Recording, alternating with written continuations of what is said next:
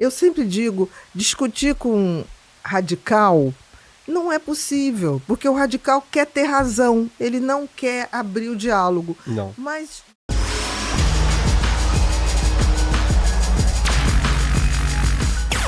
Albânia, tá? Albânia. De tanta corrupção, o último recurso que se fez agora na Albânia foi criar um primeiro, digamos assim, um conjunto, como se fosse um primeiro-ministro, como se fosse um presidente, para tentar organizar a questão da corrupção, para reduzir a corrupção. Ah, mas é difícil. A questão é quem está planejando essa guerra. Exatamente. É os corruptos, não vai adiantar nada. Senão você está dando a chave do galinheiro para o lobo.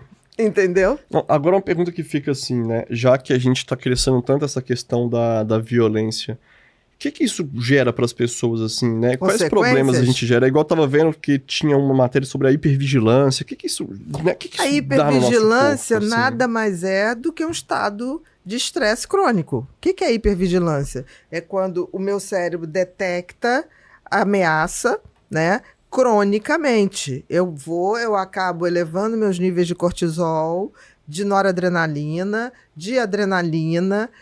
Esse elevado constante dessas substâncias levam a alterações de baixa de imunidade, de taxas aumentadas de ansiedade, de adoecimento por ansiedade, de depressão. Dependendo da violência, se for uma violência mais explícita, do tipo você presenciar um assalto, um homicídio, você pode ter o tal do transtorno do estresse pós-traumático. O famoso TEPT, né? TEPT, né? O famoso TEPT. Então, assim, o adoecimento é imenso e isso encurta a vida das pessoas. Quanto mais estresse você tem prolongado, e a violência traz isso, você encurta. Tem uma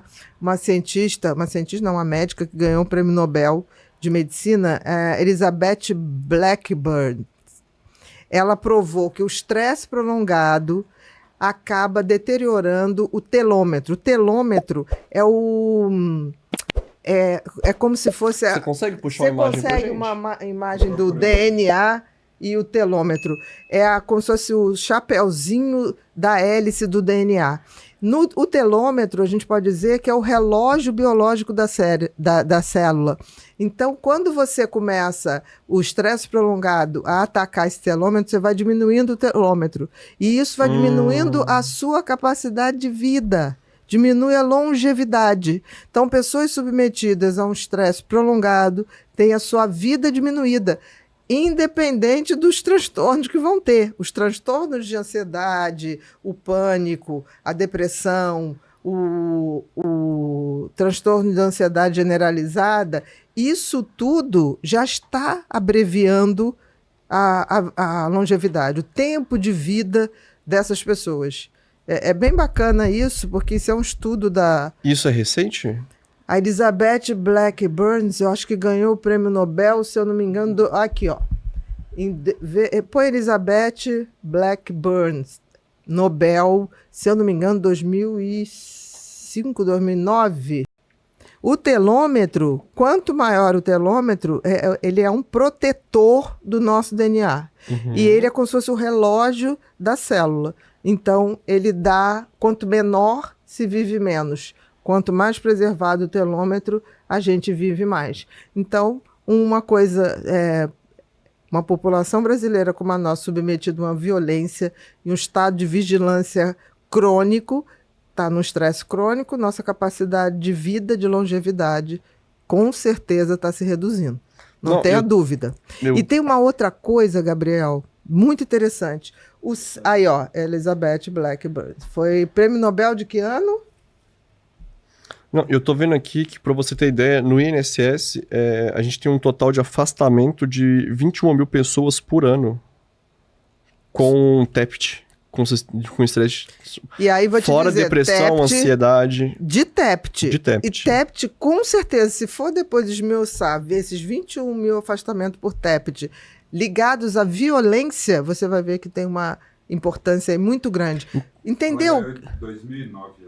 2009. Porque, para você ter ideia, o total de afastamento por transtorno mental né, no transtornos mentais, no caso, assim, depressão, ansiedade, bipolaridade, estresse, foi de 472 mil no último ano, de 2024.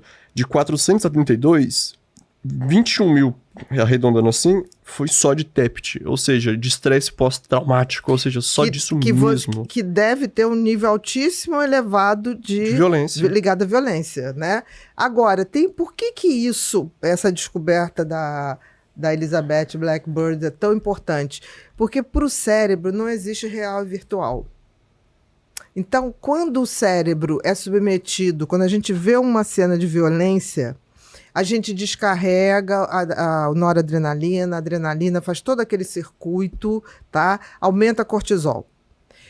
Quando eu não estou presente, mas eu estou vendo em rede social, em televisão, aquelas cenas, quantas vezes você ligar a televisão, meia hora você vai ver em telejornal cenas só de violência. O que acontece? Teu cérebro não sabe se aquilo é real ou virtual. A mesma descarga de cortisol, de adrenalina, noradrenalina que eu vi em loco, ali na hora, eu vou ter. Só com uma intensidade menor. Porque aquela que é real me descarrega mais. Agora, se eu vejo aquilo o tempo todo, vai equivaler como se eu estivesse vendo a cena. Entendi. Por exemplo, vou dar um exemplo. Quando teve o atentado das Torres Gêmeas, aquela cena foi repetida infinitas vezes naqueles primeiros dias. Então teve uma opção de gente entrando em estado de desespero, crise de ansiedade, crise de pânico, só de estar vendo aquelas cenas. Entendi. Porque para o cérebro, se você fala para mim uma história e ele é capaz de imaginar, o cérebro é uma caverna de cavidade, né? uma caverna de realidade virtual. Por isso que a gente pode usar o mesmo coisa que faz a gente adoecer, de ficar vendo cenas ruins repetidamente, para coisas boas. Por isso que eu posso fazer aquele exercício de relaxamento, me imaginando numa praia, sentindo o cheiro.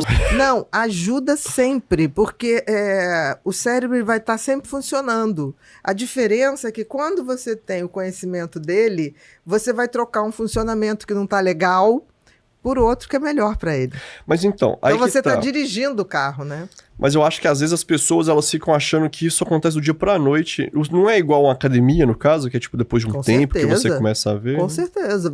Esse conhecimento do teu funcionamento cerebral e esse direcionamento dele, de pegar momentos que ele está com pensamentos ruins e jogar para um pensamento mais positivo, de pegar momentos que ele está muito estressado e dar uma zerada com a respiração que a gente ensinou, com aterramento, né, com ground, de você entrar em contato com a natureza.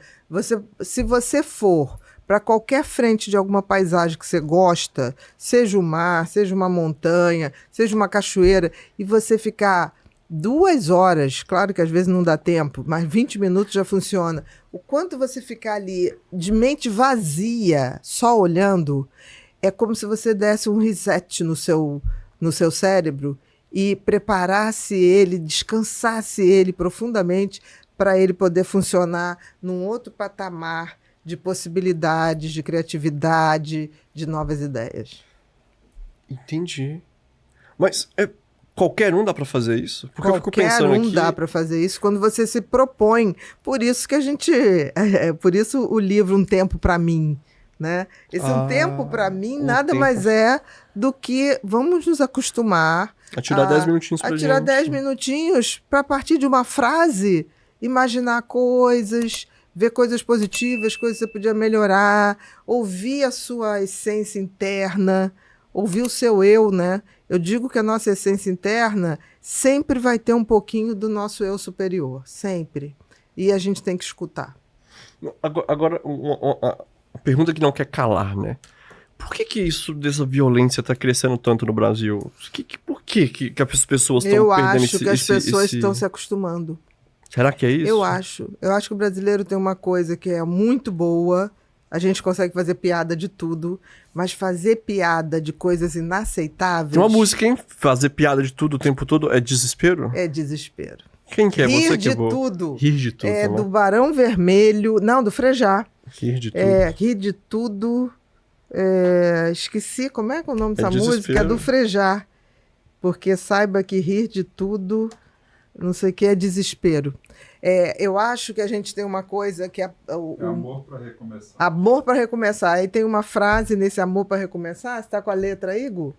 Que ele fala assim, porque rir de tudo é desespero. Eu te desejo... Não para tão eu te desejo cedo. não parar tão cedo, pois toda a idade tem prazer e medo. Com os que erram feio bastante, que você consiga ser tolerante. Quando você ficar triste, que seja por um dia e não o ano inteiro. E que você descubra que rir é bom, mas rir de tudo é desespero. Então, eu acho que nós somos um povo muito bem-humorado.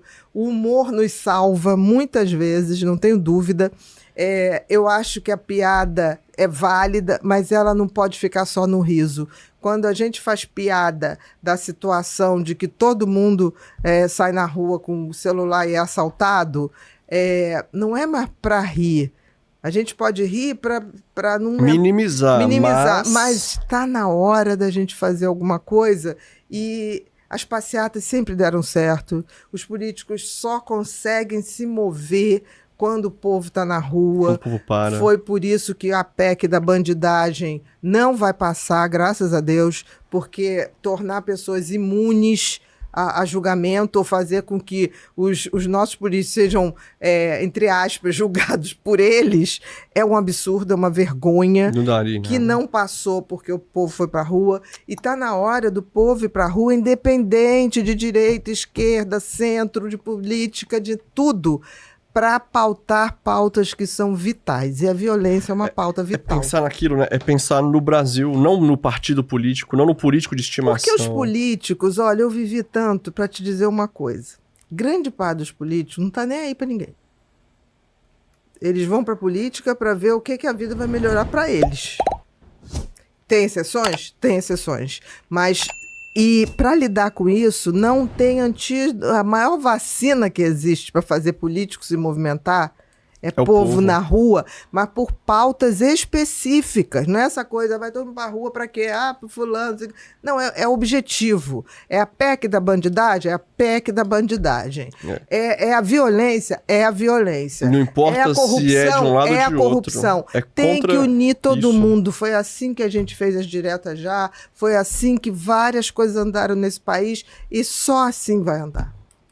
E sabe o que é o problema? Eu acho que às vezes nem é a pessoa que vê esquerda e direita, eu acho que é o extremo dos dois lados. Porque todo extremo é ruim. Nesse vídeo vai ter os extremos da direita e da esquerda. Sim, mas olha só, eu sempre digo, discutir com radical não é possível, porque o radical quer ter razão, ele não quer abrir o diálogo. Não. Mas, graças a Deus, eu acho que os radicais não são maioria. Ainda bem. Ainda bem, porque senão a gente viu muita gente ir para rua na PEC contra a PEC da bandidagem, porque é um absurdo. Sim. Uma PEC daquela. É um absurdo. É justificar o injustificável. Mas para a gente ter mais poder, para poder combater o Supremo que está oprimindo, vamos fazer... Não existe. Então, nós temos que fazer campanha para a gente colocar o justo no justo, o certo cada um no seu quadrado. O famoso .com.br. E não criar um outro problema porque tem um outro lado abusando. Não é assim que funciona. Mas nós temos que fazer grandes movimentações por pautas que sejam apartidárias. Pauta que, por exemplo, diminuir a violência é uma pauta para o país inteiro. Mas aí eu te pergunto... Vamos lá, né? Isso é muito bonito, é muito legal. Mas eu acho que, pensando assim, eu acho que você e eu acho que umas 2 ou 3 pessoas falam disso, né? De não importa o partido, não importa o lado, o que é importante é pensar no Brasil pra frente. Nas pautas que são necessárias para o país. Pois é, mas aí a grande mídia não perderia a quantidade de notícias que eles têm, não perderia o engajamento de um com o outro, porque eu pergunto assim... É do ser humano sempre procurar o ruim, de certa forma, porque igual eu vejo que às vezes uma cidade pequenininha, ela vira notícia por um crime que acontece, mas não vira notícia por algo legal que ela faça. O que eu quero dizer é que às vezes se a gente se unir, vai faltar pauta que, inflame a galera, né? Inflame as pessoas. Eu acho que se a gente se unir por pautas universais, necessárias, e violência, saúde, combate à corrupção. É tão necessário que... Não, eu também acho necessário. Eu acho que a gente vai dar um upgrade nas notícias. Mas então, aí que eu falo. Eu acho extremamente necessário. Por exemplo, a passeata da PEC contra a bandidagem teve que ser coberta, foi coberta. Mas então... Outras poderão vir, como a gente já teve direta já, foi um movimento que tomou o país inteiro. Sim, mas então... isso. Eu tô indo pelo lado de que, tipo assim, eu concordo 100%. Eu só tô te falando porque, às vezes... Para os algoritmos não compensam a gente fazer isso porque o engajamento de várias outras postagens é maior do que de uma dessa grande, por exemplo. Porque quando você começa a discutir nos comentários... Depende. Se a gente se mobilizar para fazer isso de forma a não ficar contestando uns aos outros... unanimidade, temos que diminuir a violência no Brasil, porque não é possível viver com esse nível de violência. Mas é isso que eu tô te falando. Às vezes... Para as redes sociais, tem que acontecer isso, mas eles não deixam isso acontecer porque isso vai desestimular as pessoas brigarem entre elas. Porque o que movimenta muito um comentário, uma postagem, são os comentários. Se todo mundo tá concordando com aquilo ali, eles não vão ficar discutindo igual hoje discute. Porque hoje tem comentário que você vai olhar lá no Facebook que a postagem tem 5, 6 mil comentários. Aí você vai ver, nem é sobre a pauta que tá lá, é sobre discussão de um com o outro. O que faz aquela notícia ir pra cima e subindo, e subindo, e subindo, e as notícias legais ficam pra baixo. Mas a gente pode se compremeter a fazer os comentários que sejam positivos. Aí é legal. Porque ele quer saber o número de comentários. Vamos falar de discussão inversa, né? É a discussão... Fofoca inversa que você fala. A fofoca inversa. Vamos todo mundo pautar e fazer as trends que levem o algoritmo subir, mas com coisas positivas e objetivas. Muito obrigado por estar aqui conosco. Sua participação é essencial pra gente. Se você gostou desse vídeo, deixe um like, inscreva-se no canal e ative o sininho para não perder nenhum novo vídeo. Compartilhe com quem precisa ouvir essa mensagem.